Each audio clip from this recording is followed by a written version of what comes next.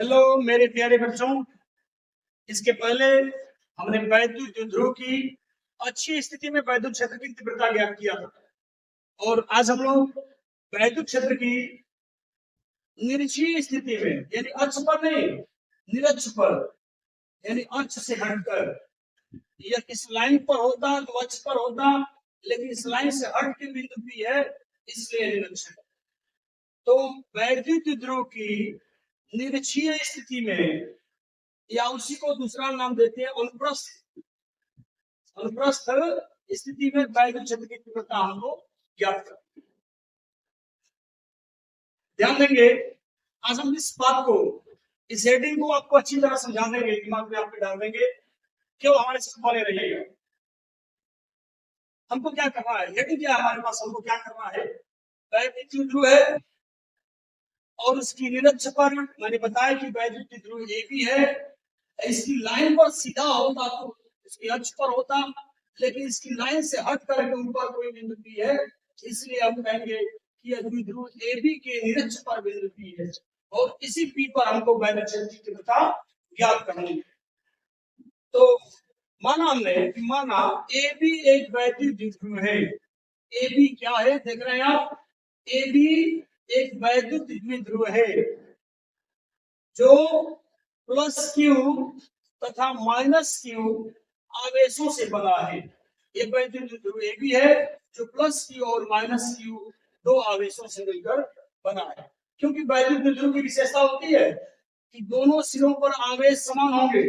अगर यहाँ 5 कूलम का आवेश है तो यहाँ भी 5 कूलम का ही होना चाहिए, लेकिन एक प्लस का हो और एक माइनस, यानी जो भी है, तो यहाँ भी आवेश की हुई, यहाँ भी आवेश की हुई, यहाँ प्लस है यहाँ माइनस है, और दोनों बिंदुओं के बीच की दूरी 2L होनी चाहिए। कितनी?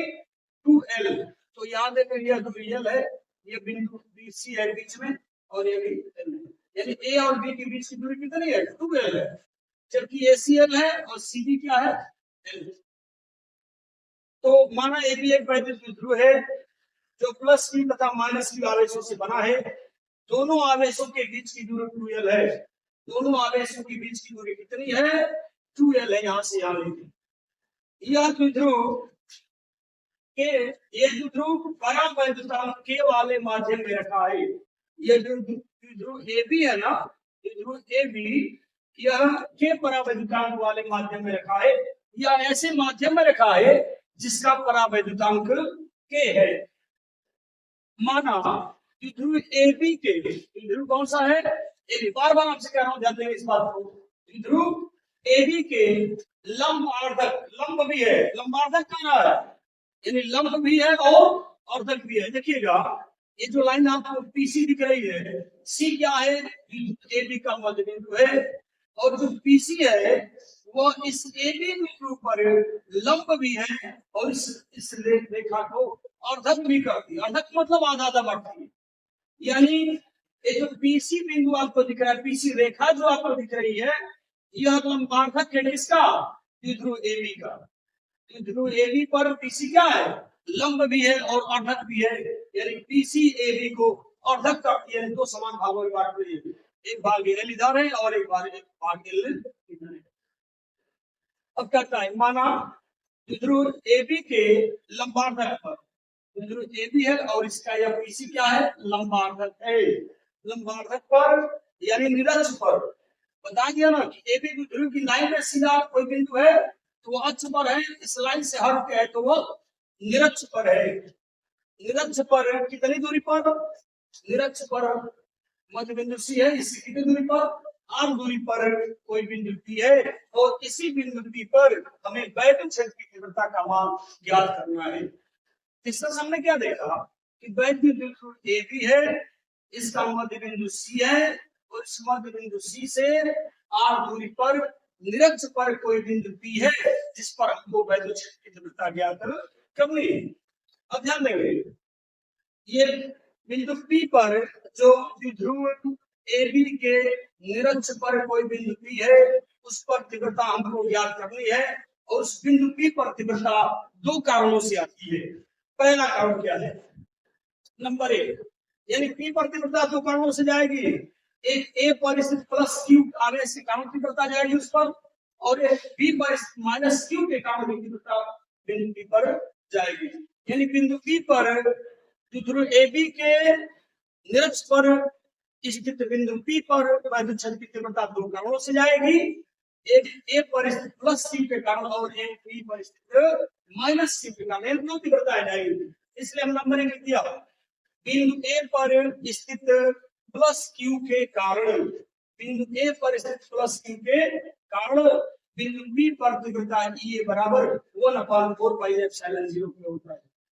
जहां के क्या है, माध्यम का परावैद्युता की चर्चा पहले हो चुकी है इसकी, और एप्सिलॉन क्या है, यह निर्वात की विद्युतशीलता है।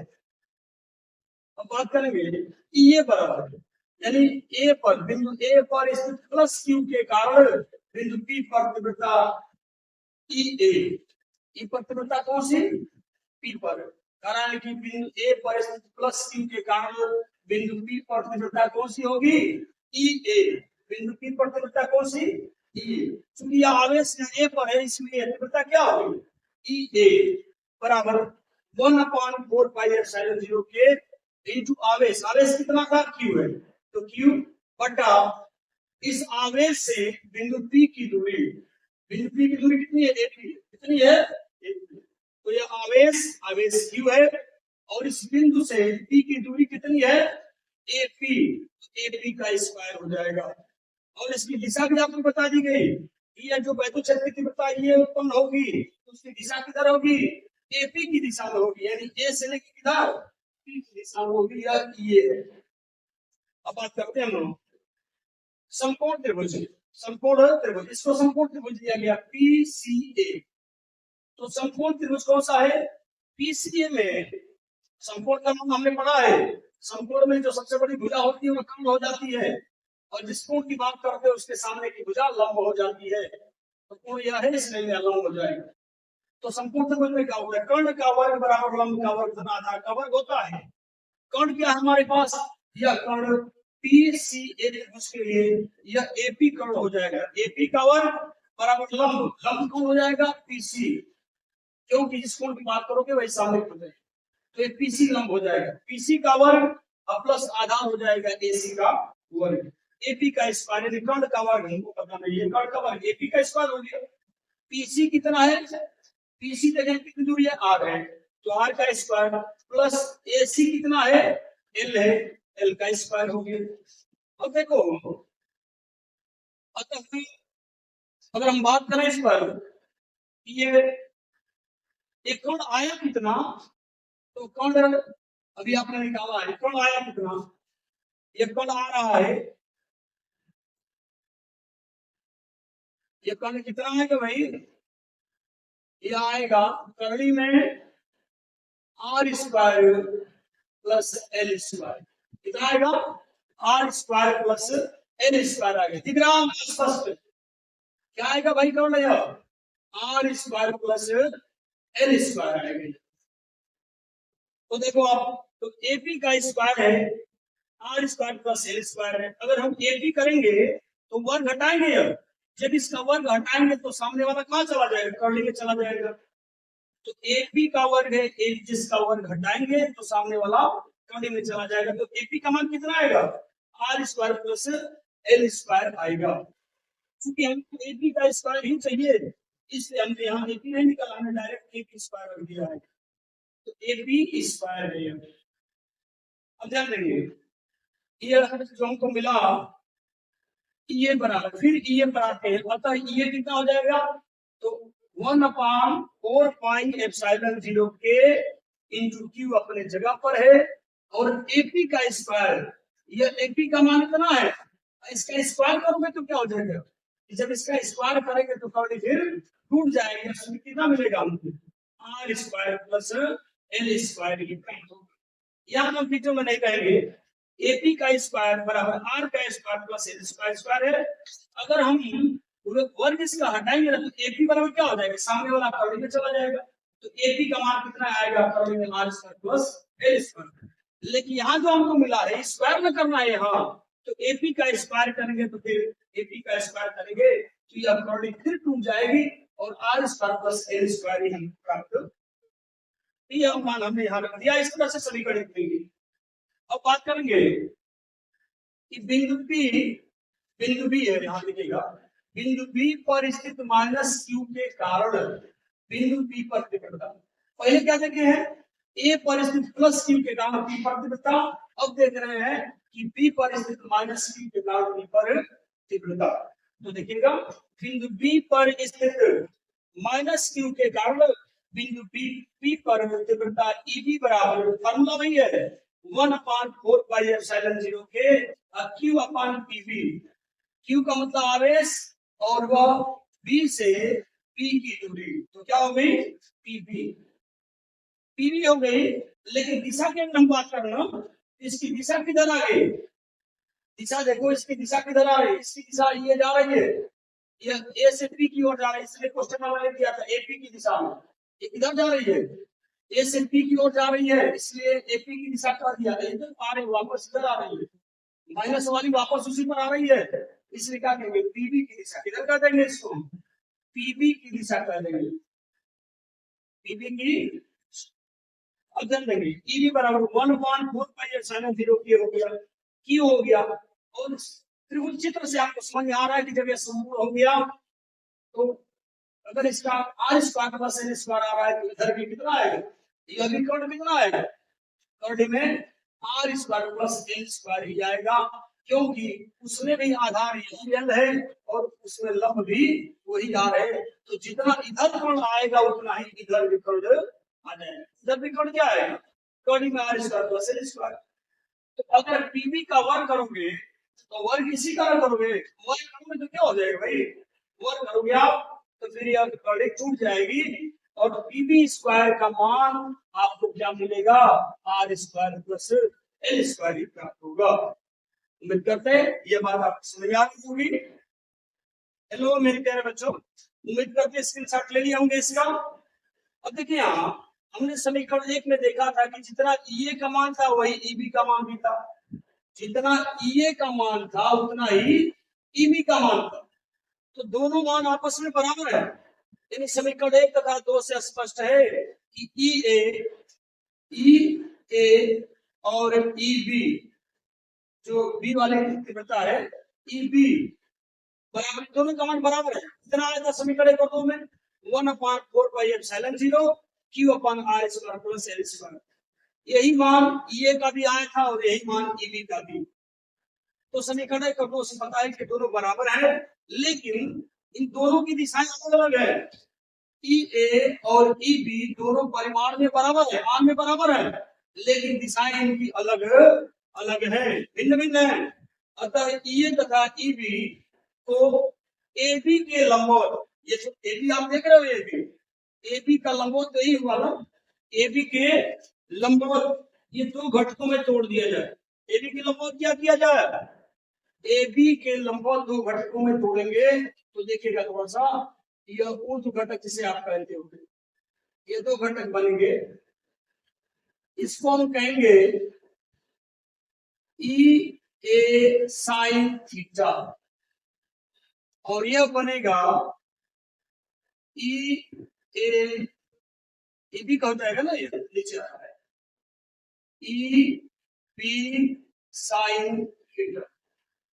तो यह कह रहा है कि जब ई ए तो तीव्रता ई ए और तीव्रता ई बी दोनों परिमाण में है, लेकिन दिशाएं दोनों की भिन्न भिन्न अलग अलग है।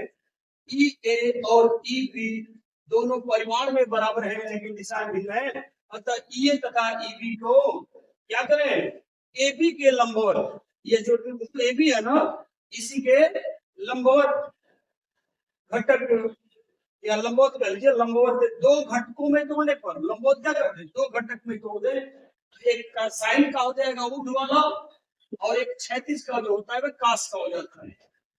तो ये ई बी दोनों परिमाण में बराबर है, लेकिन दोनों की दिशाएं भिन्न भिन्न है।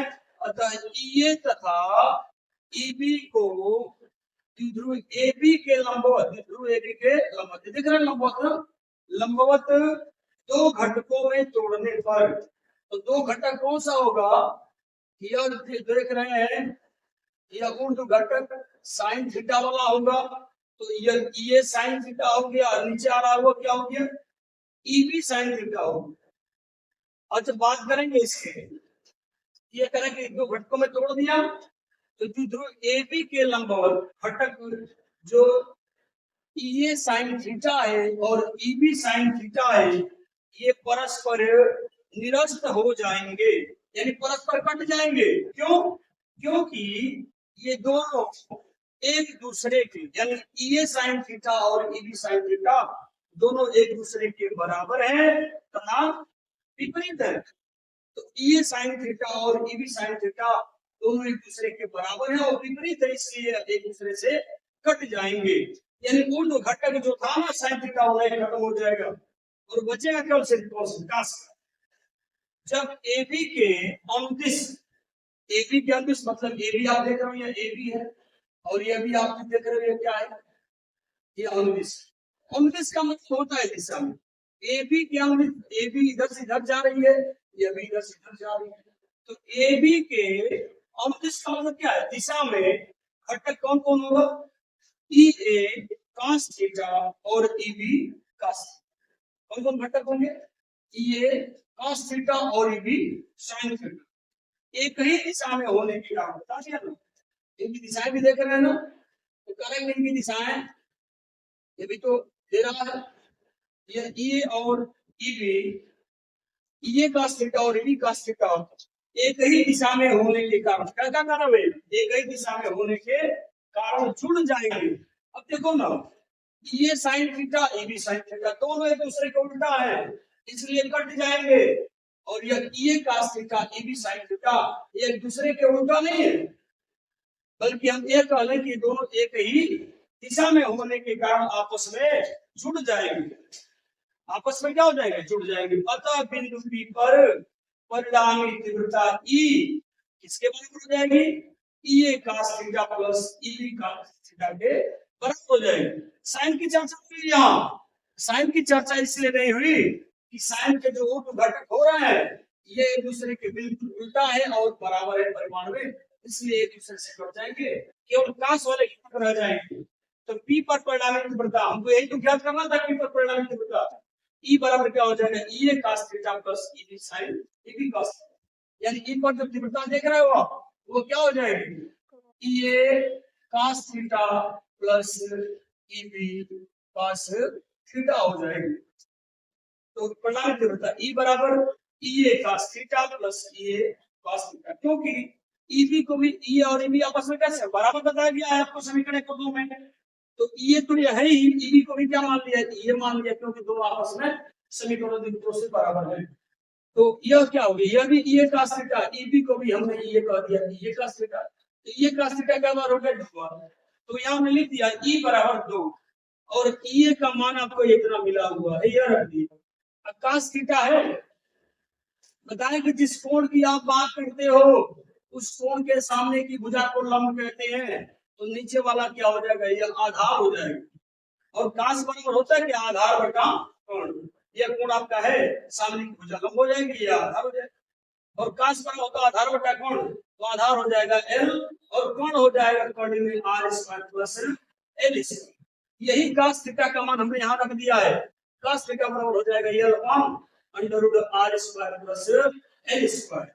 अब देखोगे ये E बराबर 1/4 पाई एप्सिलॉन 0 के तो हमने रख दिया, और 2 का देखिए पूरा कर रहे हैं 2QL, या 2 देख रहे हैं आप 2QL यहाँ है, एक साथ कर दिया हमने, क्यों कर दिया अभी आपको समझ में आ जाएगा। 1/4 पाई एप्सिलॉन 0 के हमने उतार दिया, 2QL को हमने एक साथ कर दिया, और बटा में बचा क्या, R square plus L square यह बचा, और एक बार यह भी तो बचा R square plus L square, लेकिन करनी में है, और करनी का मतलब होता है 1/2, करनी का मतलब क्या है 1/2, तो R square plus L square का जब करनी हटाओगे तो उस पर क्या पावर दे दोगे 1/2, 1/2 का पावर देंगे। अब देखो यहाँ निर्वात या y के लिए, निर्वात या y के लिए k का मान 1 होता है, k का मान 1, इसलिए हमने k का मान यहाँ 1 रखेंगे तो k यहाँ से हट जाएगा, इसमें k था लेकिन अब यहाँ के नहीं रहेगा, वही E बराबर क्या हो जाएगा 1/4 पाई एप्सिलॉन 0, मिलान करिएगा यही लेके आ रहे हैं 1/4 पाई एप्सिलॉन 0, के को हटा दिया क्योंकि के का मान 1 ले लेंगे और 2ql बराबर p होता है। यह वैद्युत ध्रुव का गुण होता है p और वो p किसके बराबर होता है? 2ql के बराबर होता है। वैद्युत ध्रुव का गुण p क्या होता है? या द्विध्रुव का या कहते हैं वैद्युत ध्रुव का गुण देख रहे हैं p बराबर 2ql होता है। तो 2ql को हमने p लिख दिया जो द्विध्रुव का वैद्युत गुण है। अब बटा में क्या ले लो r square plus l square, ये भी r square plus l square, ये भी r square plus l square. यह कुछ नहीं है तो एक बार है और यह एक बार आधा बार।